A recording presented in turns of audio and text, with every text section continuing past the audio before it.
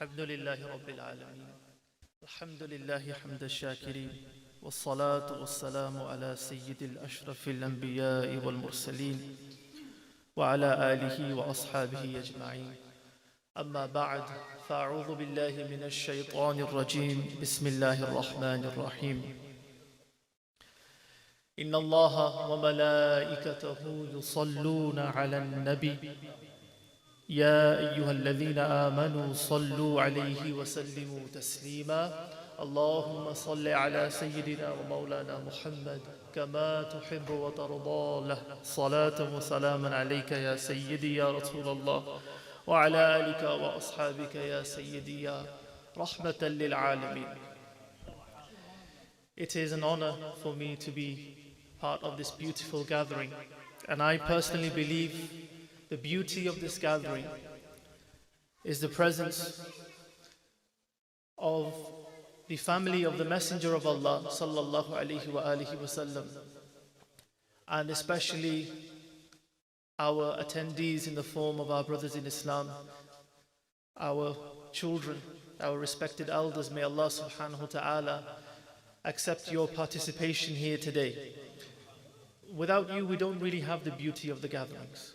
Your presence, your vigor, your emotions, your liveliness, this is what brings life to our gathering and coming together for the remembrance of Allah subhanahu wa ta'ala, and in particular the praise and celebration of our beloved Prophet sallallahu alaihi wasallam. I want to begin by relating to you an account which has a very powerful message, and it's from the time of Sultan Mahmud Ghaznawi, a very famous leader who historians will not describe him like this, but he was an alim. And he was one who would recite the Quran every day. A pious man. A man who was meticulous in the affairs of his kingdom. Before I relate the account, I did intend to do this, and usually I don't forget. I would like to thank our host, Maulana Harun Raza Sahib, and especially the great shadow and supervision of our most humble but noble, most noble, Allama Farooq Shah Sahib, Muddazilul Ali. I've grown up watching Shah Sahib, and it's an honor for me that he has invited me to his center. I have been here before, but not as a speaker. But I have in the past I've had interactions with Shah Sahib, and I've always found him to be someone who is actively trying to do his best to serve the ummah. His service of Islam is evident. The fact that he is bringing young ulama forward and using them to bring the youth closer to Deen and the way of the Messenger of Allah sallallahu alaihi wasallam reflects his noble character. May Allah subhanahu wa ta'ala grant him blessings in his life and blessings in his efforts, and Allah subhanahu wa ta'ala grant him a healthy life. Coming back to Sultan Mahmud Ghaznawi, he had a very famous companion, or you can say a servant of his in his court, by the name of Ilyas. And one day, Ilyas had a son who had the name Muhammad. And the Sultan would often call him, Muhammad, come here, Muhammad, do this, Muhammad, do that. One day, Sultan Mahmud Ghaznawi referred to the son of his servant, not by name. He said to him, "Oh, Ilyas's son, come here."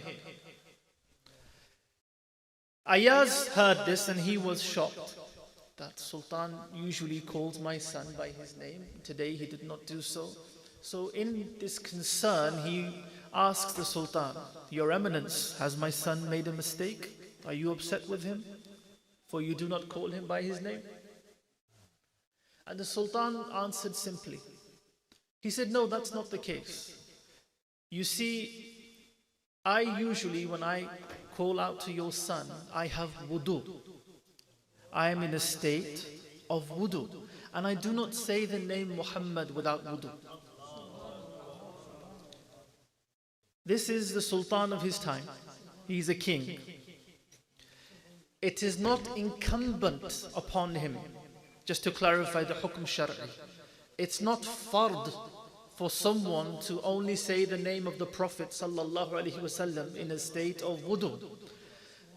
But the leader and ruler of people of his time, with his influence and despite his power and his riches and his knowledge and position, his authority, his love for the Messenger of Allah sallallahu alaihi wasallam is such that he cannot bear and cannot accept saying the name of the best in creation sallallahu alaihi wasallam without wudu.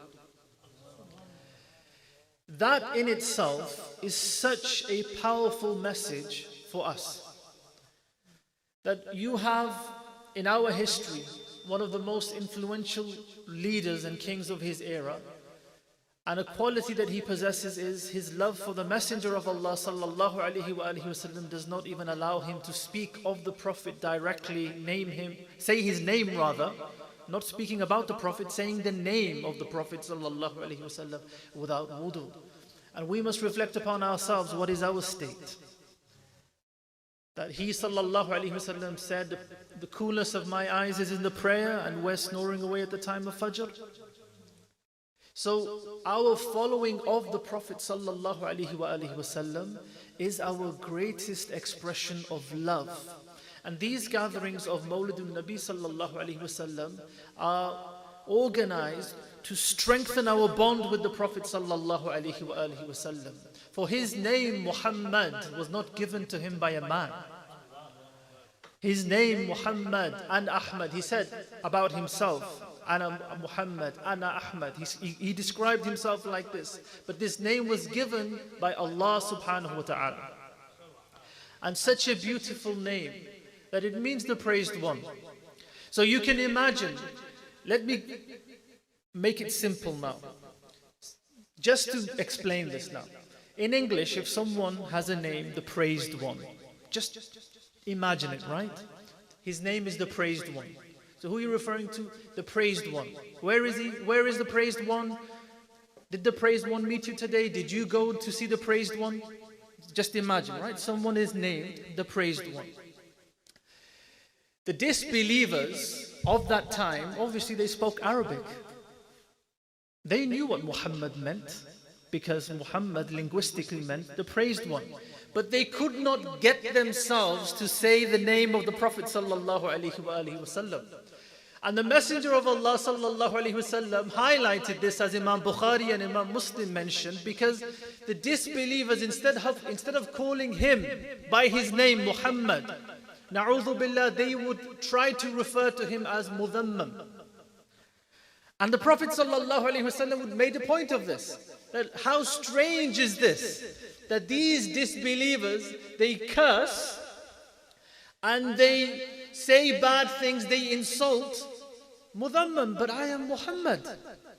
Meaning Allah subhanahu wa ta'ala gave the Messenger of Allah sallallahu alaihi wasallam such a name that even when the disbelievers want to say something against him, they have to change the description and refer to someone else, because that is not the name of the Prophet sallallahu alaihi wasallam. So imagine, no one would say, bila tamsil, you wouldn't say, the praised one is this, the praised one. You wouldn't say it in English. You wouldn't call someone the praised one and then say something bad about them. This is why the disbelievers, they wouldn't say, some of them, they wouldn't call the Prophet by his name, because his name meant the praised one. Hence, acknowledging that and then saying something bad just didn't seem right to them. If only they understood that he is the praised one by name and by nature. So we shouldn't say anything about him sallallahu alaihi wasallam that is insulting.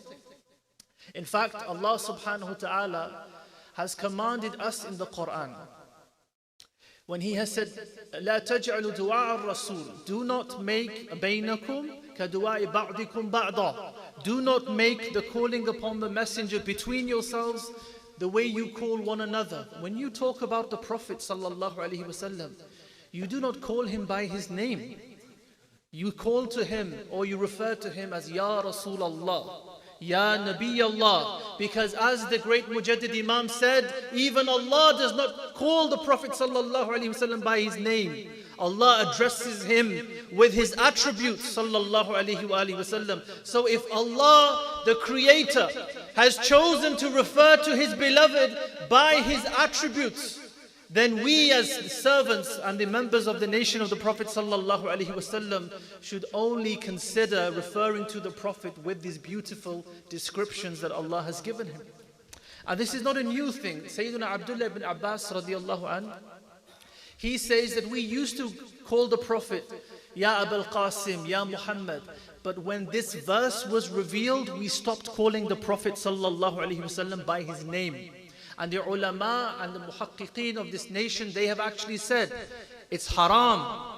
You should say, Ya Rasulullah, Ya Nabiyallah. In fact, they say that even in the dua mentioned by the Prophet sallallahu alaihi wasallam, for example, the famous instruction that he gave to his blind companion about how he must perform wudu. He wanted the Messenger of Allah sallallahu alaihi wasallam to heal him, to pray for him. So he was instructed to pray 2 rakat, a good wudu, and then pray 2 rakat, and then make dua. In that dua, the words where it says, Ya Muhammad, inni tawajjahtu bika ila rabbi, or kama qala sallallahu alaihi wasallam. The ulama say in that dua, you replace Ya Muhammad with Ya Nabi Allah or Ya Rasulullah. And this is despite the fact that you should not change any words of dua unless it's needed. You keep the dua the way it is. But because the Messenger of Allah sallallahu alaihi wasallam taught this dua, and Allah subhanahu wa ta'ala has instructed us that we don't refer to him, we don't talk about the Prophet sallallahu alaihi wasallam the way we talk about each other, with the words that we use as, if I say, common words. Even when you mention that dua, you replace those words with Ya Rasulullah or Ya Nabi Allah. And that's a very big statement from our scholars. Moving on from this point, if we look at the name Muhammad and the name Allah together, the beautiful thing about both names is that each and every part of these names are meaningful. If we look at the word Allah, you take away the Hamza, okay, before some Qari Sahib gives fatwa, you know, it's not Alif, it's Hamza. Yes, we know it's Hamza, people, right? If you take away the Hamza, then still it's meaningful. Lillahi ma fis samawati wa ma fil ard. You take away the second, the Lam, lahu ma fis samawati wal ard. It's still meaningful. You take away the second Lam, innahu huwal ghafurur rahim. Same with the name of the Prophet sallallahu alaihi wasallam. Muhammad, the name Muhammad, you take away the mim, and then you're left with hamd. If you take it in the meaning of fa'il, ism fa'il, it's from the root hamd. You take the meaning of ism fa'il, it's the meaning of the one who praised, hamid. And if you take the ism maf'ul meaning, it's the praised one, or the one who is praised, mahmud. You take away the second, you take away the ha from Muhammad, and you're left with mad. And that has meaning as well. And if you take the ism fa'il meaning from the root of that, the one who stretches. And the ulama say the Messenger of Allah sallallahu alaihi wasallam draws the people towards Allah subhanahu wa ta'ala. You take away that meme as well, and you're left with dal. Ad-dalu ala al-khayri kafa'ilihi. Even the word, even dal has a meaning. The one, dal meaning here, the one who calls towards goodness is like the one who does that act of goodness, as the Prophet ﷺ mentioned. So the point being, if I lost you at some point during this conversation, every part of the name of Allah subhanahu wa ta'ala and every part of the name of the beloved of Allah subhanahu wa ta'ala, our Prophet sallallahu alaihi wasallam, is meaningful. And it is narrated by the likes of Hafiz Abu Nu'aym in his Dalal al-Nubuwa. He says that Sayyidah Amina radiallahu ta'ala anha, the honorable mother of our Prophet sallallahu alaihi wasallam, she said that before he was born, sallallahu alaihi wasallam, I heard a voice say to me that you'll be blessed with a boy. His name is Ahmad in the Torah and in the Injil. And his name is Muhammad in the Quran. And she said, this is the reason why I named him Muhammad sallallahu alaihi wasallam. So beautiful is the name of our Prophet sallallahu alaihi wasallam that when it is defined by the ulama, they define the word Muhammad as the one who is praised in every time, in every era, in every language. That is the meaning that is given of the word Muhammad. And the ulama have also commented on this. They quote different hadith that if you name your son Muhammad, respect him, make space for him, do not strike him. And the Prophet sallallahu alaihi wasallam taught us that his name is a means of blessings. The presence of the Messenger of Allah sallallahu alaihi wasallam is a means of blessings. Anything attributed to our Prophet is a means of blessings. So when we are gathered here today to commemorate aspects of the birth of the Prophet sallallahu alaihi wasallam and remember some lessons from his life, we want to be inspired to follow the way of the Prophet sallallahu alaihi wasallam, because he was not sent to be only to be spoken about. He was sent to perfect the manners of mankind. And he sallallahu alaihi wasallam, his humility was such that when people would speak to him, he would turn towards them fully and give his full attention. How many times have you seen when you're walking down the street, someone calls you, you turn slightly and you say, what do you want? This was not the way of the Messenger of Allah. He would turn fully to the person and listen to what they had to say. And his manner, his presence was so blessed that Halima Sa'diya radiyallahu anha, the one who had 7 she-goats, after she takes the Messenger of Allah sallallahu alaihi wasallam into her care, her 7 she-goats become 700. And the people of her tribe, they say, why is it? They actually said, give us the child, referring to the Prophet sallallahu alaihi wasallam. We want to attain some blessings from him. And she made a plan. She made a pool of water, and she brought her animals to drink from that water, and she told them, you bring your animals to drink from the same water. And when they did so, their drought ended and Allah blessed them with affluence. Just by those animals drinking the same water as the animals that were affected by the prophetic presence. So an animal receives blessings from the Messenger of Allah sallallahu alaihi wasallam, and it becomes blessed. That animal in turn is with other animals which share the same water as that animal, and they become blessed. So what do you think about the people who follow the way of the Messenger of Allah sallallahu alaihi wasallam? What do you think about the rightly guided ulama who are referred to as warasatul anbiya? Do you not think that they attain blessings from this bond that they have with the Messenger of Allah sallallahu alaihi wasallam? What do you think about the family of the Messenger of Allah sallallahu alaihi wasallam? We believe that their presence and being in their company is a means of blessings for us. I also want to share with you some aspects of, some miraculous aspects of the life of the Messenger of Allah sallallahu alaihi wasallam. Before the Battle of Badr, the famous hadith in Muslim, our Prophet sallallahu alaihi wasallam draws some lines, some marks on the ground, and he says, this is where Abu Jahl will die. The battle has not yet taken place. And the Messenger of Allah sallallahu alaihi wasallam is telling his companions, so-and-so will die here, so-and-so disbeliever will die here, so-and-so will die here. After the battle, the very spots the Prophet had marked, that's where each and every one of them fell. This was the knowledge of the Messenger of Allah sallallahu alaihi wasallam. So during the recitation, there were some couplets, and there was mention of how the Messenger of Allah sallallahu alaihi wasallam is not like us. This is not a new thing. We do not deny the manhood of the Prophet sallallahu alaihi wasallam. He came in human form, but his haqiqah is nur. His essence is Noor. The reason why you're reading Noor wala ayah, it's not just majaz, it's haqiqah. Because he is a physical light. And light and human form coming together is nothing surprising. We see this in the likes of Ahadith, the hadith of Jibreel alayhi salam.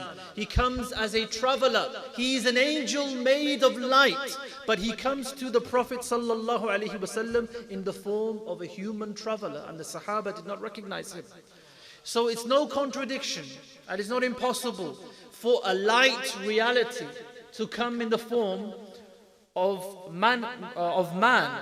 And one reason for this is because if the Messenger of Allah sallallahu alaihi wasallam had shown his true essence of light, the people would have been overwhelmed by this. So he came in a form that people could sit in his company, could view him, could listen to his words, could learn from his teaching sallallahu alaihi wasallam. And during his childhood, Abdul Muttalib once was with the Messenger of Allah sallallahu alaihi wasallam, and he was a boy. He lost track of him, and Abdul Muttalib panicked. This was the orphan son that was most beloved to him, grandson to him. But the son, obviously the father of the Messenger of Allah sallallahu alaihi wasallam, Sayyidina Abdullah, had passed away. He was so upset. He went to the Kaaba, he held on to the Kaaba, and he prayed, "Oh Allah, reunite me with Muhammad sallallahu alaihi wasallam." Of all people, Abu Jahl was coming after tending to his she-goats, and he sees the Prophet sallallahu alaihi wasallam. He takes the Prophet sallallahu alaihi wasallam and puts him behind himself. The she-camel does not get up. He tried his best, it did not get up. Then he takes the Prophet ﷺ and he places him in front of himself. The she-camel got up. The she-camel recognized who this great being was, sallallahu alaihi wasallam. But Abu Jahl didn't. And Ibn Abbas, he says a beautiful thing. He says, Abu Jahl was the one who took him back to Abdul Muttalib, just as Allah subhanahu wa ta'ala made Fir'aun a means for Musa alayhi salam to return to his mother. Allah made Abu Jahl a means for the Messenger of Allah sallallahu alayhi wasallam to return to his grandfather. And a point I would like to make here, this is also mentioned in Bukhari. The Messenger of Allah sallallahu alayhi wasallam has said, "Inna Allah la yu'ayyidu hadha ad-din." Indeed, Allah subhanahu wa ta'ala helps this deen بالرجل الفاسق or بالرجل الفاجر أو كما قال صلى الله عليه وسلم. This religion, if Allah wants, He can take the work and service of this religion from a sinful person. So it doesn't have to be the case that pure characters and pure people are always doing something for deen. If Allah wants, He can take the worst of people and make him do the best of deeds. But that might not change the destiny of that person who is the worst of people. But if Allah wants, and Allah has done this, He has taken the worst of people and made them do the greatest of things. So this is never evidence or a guarantee of salvation. If an individual happens to serve religion in one way or does something good or one good deed, that's it, his salvation is guaranteed. No. And this is why we should fear Allah subhanahu wa ta'ala. And one point which I wanted to mention in the account that I started off with, Sultan Mahmud Ghaznawi was an alim, would recite the Quran, was a man who would fear Allah subhanahu wa ta'ala. A companion asked the Messenger of Allah sallallahu alaihi wasallam, "Tell me about, Ya Rasulullah, the signs of the end of time." And he sallallahu alaihi wasallam said, "When an undeserving person leads, wait for the hour." When an undeserving person is given a leadership role, this is why it's very important that when you want to learn the religion, for example, or you want someone to represent you, they have to have the right qualities. They have to be qualified. Do we not see people representing whole communities and some of them don't even know how to sign their name? This is the kind of world that we're still living in. So what do we expect from the imams and from the masajid, if we do not request the services of qualified people, when we will have qualified people leading in the masajid and teaching others, there will be a chain effect and you'll have more people coming closer to Islam. It doesn't make sense. How can you have an imam who can't say 2 words? So who will bring this new generation of students of knowledge? And who will bring these new people to serve the religion? Don't look at us. Everyone look at himself. What have I brought for the service of deen? And you look at these children, they might seem very young to you, 10, 11, 12. They are our future. They are sitting here and they've been listening to Naat in Urdu, right? So our generation, we understood Urdu and we could relate. They don't understand a lot of the couplets and they still sit down and they still appreciate the praise of the Prophet sallallahu alaihi wasallam. Isn't this a sign that we must work with this passion that they have and now nurture them and teach them and guide them in the right direction so that they are the future of our masajid?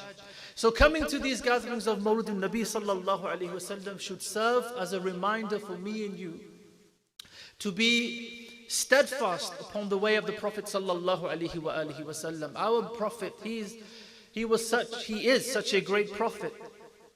During the battle of Hunayn, 12,000 companions retreated as a group when arrows were fired towards the Muslims. A rain of arrows were coming in the direction of the Prophet sallallahu alaihi wasallam. What was the response of the Prophet sallallahu alaihi wasallam? He did not retreat a single step. He advanced and he said, "Ana nabiyyu la kadhib." I am a prophet, it is no lie. Ana ibnu Abdul Muttalib. I am the son of Abdul Muttalib. He was proud of his lineage because every member of his lineage, going back to Sayyidina Adam alayhi salam, were the best of people, were the believers. And this is another topic for another discussion. So our Prophet sallallahu alaihi wasallam was brave in his nature, was generous in his nature. Ibn Umar radiallahu anh, he said, I have not seen anyone more brave, more beautiful, more generous than the Prophet sallallahu alaihi wasallam. So if you forget much of what I have said and you take back these qualities of being brave, meaning steadfast upon the religion, someone discourages you from coming to the masjid, whatever it is. No, steadfast, generous, give to your brothers and sisters in Islam. Spend on your families. There are people within household families that need support, and you might be a figure of support or potential figure of support for them. Do not belittle their struggle and do not dismiss them. Once the Messenger of Allah sallallahu alaihi wasallam came to the masjid, Abu Umama Ansari was sitting in the masjid depressed, and the Prophet said to him, "Why are you sitting here? It's not the time of salah." He recognized the fact that something is wrong. He said, "Ya Rasulullah sallallahu alaihi wasallam, I am drowned in debt." The Messenger of Allah sallallahu alaihi wasallam did not scold him. He taught him a dua. He said, "Read this dua in the morning and evening and Allah will remove your debt." And he did that and his debt was removed. So people who say we go to Maulana for some invocation, some reading, and it still doesn't happen. The first and foremost, you make sure you're praying 5 times a day to maximize benefit. These invocations are additional, and in addition to that. And then they say, "Oh, why do you say you read 100 times and not 200 times? If I read 200 times, then surely it's more effective." Maulana Sahib said, "So bar padhe." He said 100 times. Why should I only read it 100 times? That means if I read it 200 times, double the effect, right? In this high-speed, cost-conscious world, everyone wants things done quickly. My broadband speed, quickest speed, right? I want it to load straight away. So he's saying 100, I do 1,000, 10 times faster. But it's not like that, because the ulama say these invocations and everything we read, they are the result of what we call mujarrab actions that we have come to, or results that they came to through experience. It was done like that, with that number, and the desired effect was achieved. Think of it like this, my dear brothers in Islam. If you have a key, that key is cut in a certain way. If that key is not cut in that certain way, it will not open that lock. You get your house key, you try to open your door, it will open because it's cut according to the lock of your door. You try to get your neighbor's house key, you force it, do whatever you want. You break the key, you won't open the door. This is what it's like with these invocations. If the ulama have written in their books 100 times, 150 times, 200 times, then you use the key that they have given you. So you don't break the lock, you open the door that you want to open for yourself. And another thing to keep in mind is that these invocations are in addition to adopting piety. You have to increase your piety. The great Mujaddid Imam Ahmad Raza Khan alayhi rahmatur rahman, he says the greatest wazifa for you is when you face difficulties, you face problems, increase your taqwa. And Allah will find a way out for you. Allah will grant you a way out. Allah will give you a way out. That's Allah's promise. If you follow the religion, and you see, people come to us and say, we have problems, we have this, we have that, and they don't pray, and they don't do other things, so that are obligations upon them. Start doing this in addition to your efforts in dua and wazifa, and you'll see a change, you'll see some barakah and some benefit. And because I am wary of the time, and it doesn't matter if it's the speaker, a famous speaker, or anyone. Everyone has a concentration level. So I don't want to speak for much longer. These were some points that I wanted to share with you as advice, because the purpose of these gatherings is you learn something, you're inspired, and then you try to take this home. As far as Mawlid is concerned, these gatherings consist of the recitation of Quran, the praise of the Prophet sallallahu alaihi wasallam, and everything that I have shared with you so far. I don't think anyone can disagree. Well, lessons from the religion, accounts from the life of the Prophet sallallahu alaihi wasallam, or linguistic points about the name of the Messenger of Allah sallallahu alaihi wasallam. So if you take each individual action of today's gathering and you say, what is it? You will say it's a mustahab action, it's a good action. So when you gather all these actions together in one gathering, then it's nurun ala nur. There can be, if you have permissible plus permissible plus permissible plus permissible, it doesn't make impermissible, it makes permissible.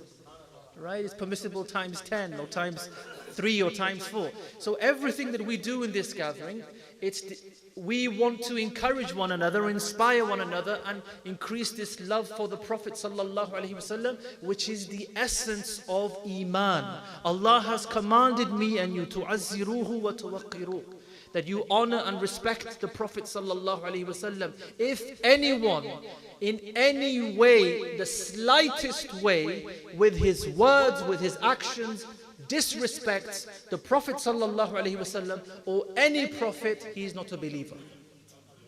He is not a believer. And as far as this congregation is concerned, the likes of Shaykh Abdul Haq Muhaddis Delwi alayhi rahmah, the likes of Imam Suyuti, Jalaluddin Suyuti. Which Jalaluddin Suyuti? The one, our great Mujaddid Imam called Khatamul Huffaz.